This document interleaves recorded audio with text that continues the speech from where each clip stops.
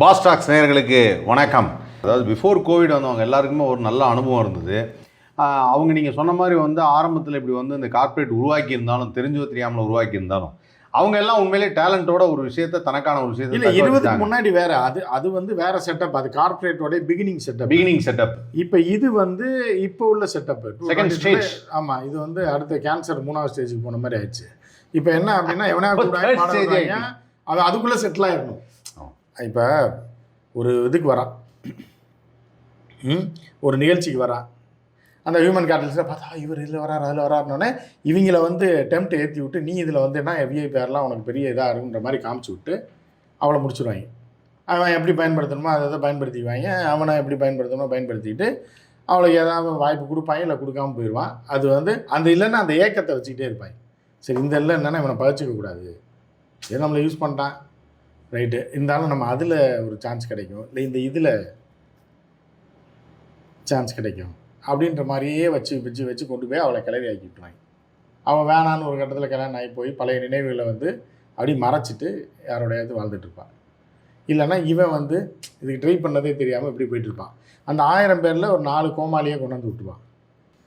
அதில் சில கோமாளிகள் நாயா மாதிரி கடிச்சு வச்சுட்டு இந்த மாதிரி புரியுதா அவனுக்கு. ஏன்னா நீங்கள் எடுக்கிறதே எங்கேருந்து எடுக்கிறீங்க, தரமற்ற ஒரு இடத்துல இருந்து தரமற்ற பொருளை எடுத்து வச்சு லைட்டிங்லாம் கொடுத்து அதை என்ன பண்ணுறீங்கன்னா ஒரு பெரிய ப்ராடக்டாக காட்டுறீங்க. அதை சாப்பிட்றவனு வயிற்றால போய் செத்துருவான், நீயும் அதை தொடமாட்டேன். இப்போ அந்த தரமுறை பொருட்கள் ஓ மேலே பாயும் போது புரியுதா அவங்களுக்கு. இப்போ நீங்கள் ஒரு நாய் வாங்குறீங்க, அதை வளர்க்குறீங்க, அதுக்கு கூண்டு வச்சுருக்கீங்க, அதுக்கு சாப்பாடு போடுறீங்க, அது சாப்பாடுன்ற அந்த இது பெரிய போன்ற பல ஐட்டங்களை போட்டு வளர்க்குறீங்க. அப்படி இருந்து ஏன் அதை வாயும் கழுத்தையும் கட்டி போடுறீங்க? உங்களுக்கு அது மேலே பயம், விழுந்து பிடுங்கினாலும் பிடுங்குன்ற உங்களுக்கு அந்த நாய் மேலே நம்பிக்கை வருதா? வராது. இவ்வளோ பாசமாக அவங்க மேலே வருது, குதிக்குது, எல்லாம் பண்ணால் சமயத்தில் சில வீட்டில் அதை நம்பி கழட்டி விட முடியுமா? இல்லை, சில வீட்டிலே சொல்லியிருக்காங்க, அந்த ஓனரே கடிச்சா அது லைட்டாக கடிச்சு வச்சிடும். அதாவது சாரி மிதிச்சா அந்த ஓனரு தெரியாமல் மிதிச்சிட்டான்னு வச்சுக்கோங்க, பட்டம் கடிச்சு வச்சிடும். ஆமாம், இல்லை அதோட குணம் அதுதான். ஸோ அப்போ நீங்கள் போடுற நாய் எல்லாத்தையும் போட்டு வளர்க்குறதையே நீங்கள் கட்டி போடுறீங்க, கூண்டில் அடைக்கிறீங்க, அதை கழட்டி விடுறதுக்கு உங்களால் முடியாது. இல்லைன்னா வாயை கட்டி போட்டு கூப்பிட்டு போகிறீங்க, ஏன்னா அது எதையா வாயை வச்சிடணுன்னு. இந்த கதை தான் இது. இந்த செலிப்ரிட்டிஸ், இந்த பிராய்லர் செலிப்ரிட்டிஸ் பூரா அப்படி தான். ஏன்னா இவன் குப்பையிலேருந்து எடுக்கப்பட்டவன், கேடுகட்ட கேவலமானவனை கொண்டு போய் என்ன பண்ணுறீங்கன்னா நீங்கள் ஹைலைட் பண்ணி இவன் தான் ஹீரோ, இவன் தான் செலிப்ரிட்டின்னு காமிச்சிடுறீங்க. அப்போ அந்த கேடுகட்ட கேவலமான டுபாக்கூர்கள் போனது எல்லாமே நம்ம ஈவனே ஆகிட்டா நம்ம ஆரோக்கியம் என்ன அப்படின்னு சொல்லி ஒரு அடிமட்ட ரகமான ஒரு கேடுகட்டவன் இருக்கான்ல, அவனை கொண்டு போய் மேலே வைக்கும்போது கொதிச்சிருவாங்க. இதை தான் அமெரிக்காவில் ஒரு ரிசர்ச்சில் சொல்கிறாங்க. எதுக்காக இவங்க இதை பண்ணுறாங்க, எதுக்காக யூடியூப் எப்படி உருவாக்கப்பட்டது, ஃபேஸ்புக் எப்படி உருவாக்கப்பட்டது, இல்லை அந்த இது இருக்குது பாருங்கள், இது இப்போ ரீல்ஸ் இது போடுறாங்க, அது என்னது இன்ஸ்டாகிராம் எப்படி உருவாக்கப்பட்டது அப்படின்னா பெண்களுடைய பொறாமையை தூண்டுறது, ஈகோவை தூண்டி வீட்டுக்குள்ளே இருக்கிறவளை ஆத்திரமடைய செஞ்சு பிச்சைக்காரி மாதிரி இருக்கா, இவருக்கு இவ்வளோ ஃபாலோவரா அப்படிங்கும்போது இவளால் தாங்க முடியும். இவள் பார்க்குற மாதிரி இருப்பாள், ஓரளவுக்கு நல்ல ஸ்ட்ரக்சரோட நல்லா ஃபேஸஸ் எல்லாம் ஒரு கலராக இருப்பாள். இவளுக்கு இவ்வளோ ஃபாலோவரா, கேனச்சிரிக்கி மாதிரி இருக்கா, மண்டைய ஆளும், நம்ம ஏதாவது பண்ணணும் அப்படின்னு சொல்லி வீட்டுக்குள்ளே இருக்கிற ஆட்களை தூண்டி வெளியே கொண்டு வர்றது, சொரிஞ்சு விடுறது, ஈகோவை படுத்திருக்கவளை எழுப்பி விடுறது. எந்திடி ஏண்டி இவளாம் ஒரு ஆள், இவள் போடுறா, இவளுக்கு எத்தனை ஃபாலோவர்ஸ், மேடம் சூப்பரா, அப்படி இருக்கீங்க எப்படி இருக்கீங்கன்றாங்க.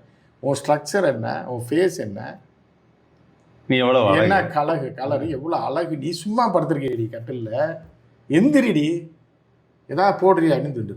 அதே மாதிரி பசங்களே இவெல்லாம் ஒரு ஆள்னு ஃபேமஸ் ஆகிட்டான் பாடுறா, இவனை பார்க்க எத்தனை பிள்ளைங்க ஓடி வராளுங்க. இப்போ நம்மகிட்ட ஒர்க் பண்ண ஒரு பையன் இருக்கான், சப் எடிட்டராக இருந்தான். இல்லை, அவன் வளர்றதை பற்றியில் நான் தப்பு சொல்ல, அது நம்ம அவன் குறையும் சொல்ல முடியாது, ஆக பெரும் கூவல்.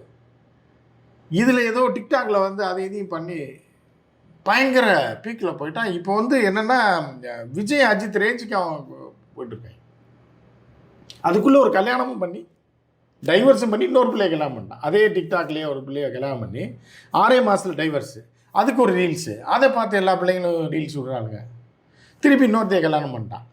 சமீபத்தில் அவங்க ஒரு டிஜிட்டல் வாழ்க்கையே வாழ்ந்துட்டு கார்பரேட்டோடயே வாழ்ந்துட்டு இருக்காங்க, புரியுதா? அப்போ பார்க்குற பசங்களுக்கு என்ன ஆகும் அப்படின்னா, நம்ம ஆள் நல்ல பர்சனாலிட்டியாக இருக்கும், சூப்பராக இருக்கும், ஹேர் ஸ்டைல் அப்படி இருக்குது, இது இருக்குது, இந்த வண்டி வச்சு அதை வச்சுருக்கோம், இவெல்லாம் ஈத்தர பையன் மாதிரி இருக்கான், இவன் மேலே போய் இவ்வளோ போய் விழுகிறாளுங்களே அப்படிங்கும்போது, அப்போ நம்மளும் எதாவது ரீல்ஸ் போடணும் அப்படின்னு இவங்க இறங்கிடுவாங்க.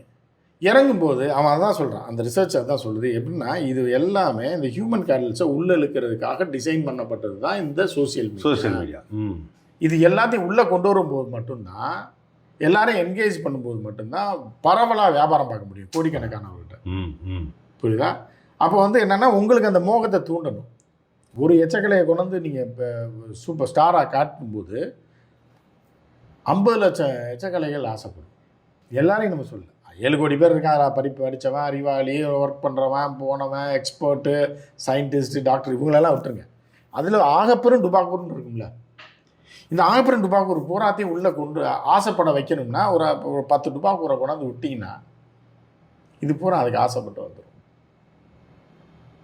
இவளோட ஈகோவை தூண்டி விட்டு, இவனோட ஈகோவை தூண்டி விட்டு, அப்படி வரும்போது எல்லாம் வரும்போது என்ன ஆகுன்னா, பல பிள்ளைங்க சூசைட் பண்ண யூஎஸில். என்னென்னா, உள்ளே வர்றாளுங்க, உள்ளே வரும்போது ஒரு சூப்பரான பிள்ளையாக இருக்கும். எனக்கு தெரிஞ்சு நிறையா நம்ம பிள்ளைங்களே இருக்குது, அவ்வளோ அழகாக இருக்கும். ஆனால் அதுக்கு பார்த்தீங்கன்னா ஃபாலோவர்ஸ் 500 300 தான் இருக்கும், 10 லைக் 25 லைக் தான் வரும். அந்த பொண்ணெல்லாம் அவ்வளோ அழகாக இருக்கும், நாலேஜபிளாக இருக்கும். இன்னொன்று வந்து ஒரு அடாசாக இருக்கும், அதுக்கு பார்த்தீங்கன்னா 1 லட்சம் ஃபாலோவர்ஸு, 10,000 லைக் எது போட்டாலும் வரும். அப்போ எப்படி இருக்கும்? இப்போ நமக்கு பிரச்சனை இல்லை, அந்த பிள்ளைங்களுக்கு எப்படி இருக்கும்? மன உளைச்சலுக்கு உண்டாகி வேறு எதுவுமே வீட்டில் எந்த பிரச்சனையும் இருக்காது. அப்பனோட பிரச்சனை இல்லை, புருஷனோட பிரச்சனை, அதெல்லாம் கிடையாது.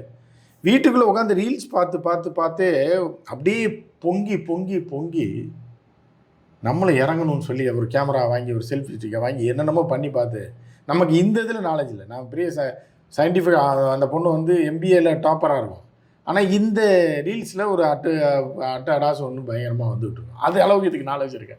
அப்போ இதில் ஃபெயிலியர் ஆனவுடனே, அப்போ அழகு இல்லையா, அப்போ நம்மளை எவனும் ரசிக்க மாட்டானா? புரியுதா அவங்களுக்கு? இல்லை, சில பேர் வந்து நமக்கு அதில் வாழவே தகுதி இல்லை, அந்த ஒரு ஃபீலை கொண்டு வந்துடுறாங்க. இனி வந்து நம்ம செத்துருவோம். ஆமாம், இப்போ நம்ம சோசியல் மீடியாவில் பிரபலம் ஆக முடியலன்னா அப்புறம் என்ன, நம்ம என்ன வாழ்க்கை? இப்படி தான் வந்து யூஎஸில் சமீபத்தில் நடந்த சர்வேல சொல்லி நிறையா பிள்ளைங்க, அழகான பிள்ளைங்க, அறிவான பிள்ளைங்கள்லாம் சூசைட் பண்ணிட்டு இருக்காங்க. என்ன அப்படின்னா, இந்த அடாஸோட போட்டி போட முடியலன்றாங்க. இவங்க கார்பரேட் வேர்ல்டில் எதுக்கு அடாஸை கொண்டு வந்து செலிபிரிட்டி ஆக்குறான் அப்படின்னா, அடாசுகள் தான் இந்த உலகத்தில் ஜாஸ்தி. அதுகளை உள்ளே கொண்டாந்தால் தான் இங்கே பிஸ்னஸ் பண்ண முடியும், விளம்பரத்தை பார்ப்பான், போக முடியும். புரியுதா? இந்த கான்செப்டை தெரிஞ்சால் யாருமே அந்த ஈகோவில் மாட்ட மாட்டாங்க, பிள்ளைங்களும் பசங்களும். அவன் பாட்டுக்கு அவன் வேலையை பார்ப்பாங்க, போடலாம். இப்போ என்ன ஆச்சுன்னா, பொண்ணு மாப்பிள்ளை பார்க்கும்போது பொண்ணு அந்த பையனுக்கும் ரீல்ஸ் கரெக்டாக வருமா கான்செப்ட் நம்ம தான் பார்க்குறாங்க. புரியுதா உங்களுக்கு? அதாவது 10 இதுதான் மெயின்.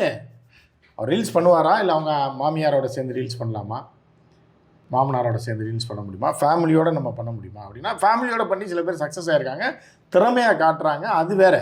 அந்த ஒரு ஃபேமிலியை பார்த்து ஆயிரக்கணக்கான ஃபேமிலி, லட்சக்கணக்கான ஃபேமிலி வந்து இப்படி பார்க்க ஆரம்பிச்சிட்டாங்க. நம்ம மகனுக்கு ஏற்ற மாதிரி ரீல்ஸ் பண்ணுற மாதிரி பொண்ணாது, இல்லை நம்ம பொண்ணு ரீல்ஸ் பண்ணி பழகிட்டா, பையன் வந்தானா அவனோட சேர்ந்து ரீல்ஸ் பண்ண முடியுமா? குழந்தை பிறந்துச்சுன்னா அதை செட் பண்ணிடலாம். இப்போ நிறையா பிள்ளைங்க வந்து குழந்தை பெற்றுக்கிறதுக்கு ஆசைப்படுது. எதுக்குன்னா, ரீல்ஸ் பண்ணுறது குழந்தை வேணும்ல, வாடகை கிடைக்க முடியாது, வெளியே தேட முடியாது. சரி, நம்மளே ஒன்று பெற்று வளர்ப்போமே, அதை வச்சு போட்டோம்னா நல்லா ரீல்ஸ் ரீச் ஆகும்ல அப்படின்லாம் எனக்கு தெரிஞ்ச ஒரு பொண்ணெல்லாம் போட்டுவிட்ருக்கு. இப்போ தான் ஒரு குழந்தை பிறந்தது, அதை தொட்டியில் வச்சு எடுத்து எவ்வளோ அட்டகாசம் பண்ணுறான்னு ஒரு பாட்டெல்லாம் போட்டு அந்த குழந்தைய காமிச்சு இதெல்லாம் பண்ணால் அது பயங்கரமாக போகுது. ஸோ இப்படி இந்த உலகம் மாறிக்கிட்டு இருக்கு. அப்போ வந்து நீங்கள் இந்த தக்காளி சாஸ் வாட்டர்மெலனா அவன்லாம் வந்து இது போய் ரோட்டில் தெரிஞ்சவன்லாம் கூப்பிட்டு தூக்கி விட்டதை தானே. அந்த சத்யராஜ் சொல்வார்ல, உனக்கெல்லாம் காலையில் மூக்கு முட்டை சோத்தை போட்டு கூப்பிட்டு வந்ததுக்கு வச்ச பாரு ஆப்புன்னு கடைசியில் மாக்காப்பாலாம் வந்து இந்த ஃபீல்டில் எவ்வளோ நாளாக இருக்காப்புல, 20 வருஷம் திறமை உள்ள ஒரு கலைஞன் மாக்காப்பா. அந்த தம்பி பாடகர், அவனும் வந்து சுயமாக வந்தவங்க, யாரும் கஷ்டப்பட்டு வந்தவங்க இந்த தம்பிகள். அவங்கள போய் இந்த டுபாக்கூர் போய் இதெல்லாம் ஒரு ஆள்னு போய் கம்ப்ளைண்ட் கொடுத்துருக்கான். இன்னொரு இதில் ஏதோ ஒரு யூடியூப் சேனலில் போய் ஏதோ பிச்சு விட்டானே மைக்கை. அவன் கேமரா அதான் அவனுக்கு ஒரிஜினல், ஆனால் அவன் பேசிக்கலி கொஞ்சம் மனநல பாதிக்கப்பட்டவன் தெரிஞ்சு போச்சு. இல்லைங்க, அவன் தெளிவான ஆளுங்க, கிரிமினல். அப்படிலாம் கிடையாது. அது அவன் முட்டாளுங்க. ஆனால் வந்து என்னன்னா இந்த இதில் எப்படின்னு தெரியும். புரியுதா உங்களுக்கு? சில பேர் மாஸ்டராலாம் இருக்க மாட்டான், சட்னி நல்லா அரைப்பான் தெரியுமா. அவனுக்கு வந்து வேற எதுவுமே தோசை இதெல்லாம் வராது, புரோட்டாலாம் போட வராது. தீயா ஒரு சட்னி வைப்பான் பாருங்க, அவனை வேலையை விட்டே தூக்க மாட்டாங்க. அந்த சட்னிக்காகவே நிறைய பேர் சாப்பிட வருவாங்க. இல்லை, இந்த மாதிரி மதுரையில் ஒரு ஹோட்டலில் பார்த்துருக்கேன். அவர் வந்து என்னன்னா அந்த வெங்காயம் நல்லா நறுக்குவாப்புல, வேற எந்த வேலையும் தெரியாது, வெங்காயம் நல்லா இருக்குவாப்புல. ரொம்ப வருஷமா ரவுண்ட் ரவுண்டா அந்த ஃபாஸ்ட்டுக்காக வேற வேலைக்கு வச்சிருந்தாங்க, வேற எதுவுமே கிடையாது. ஆனால் நல்ல ஒரு எக்ஸாம்பிள் அது. சட்னி மட்டும் வைக்க தெரியும். ஒருத்தன் வந்து இந்த மாதிரி இருக்கும்போது என்ன பண்ணுவாங்க அப்படின்னா இந்த மாதிரியும் சரின்னு. ஆனால் இப்போ இவர் இந்த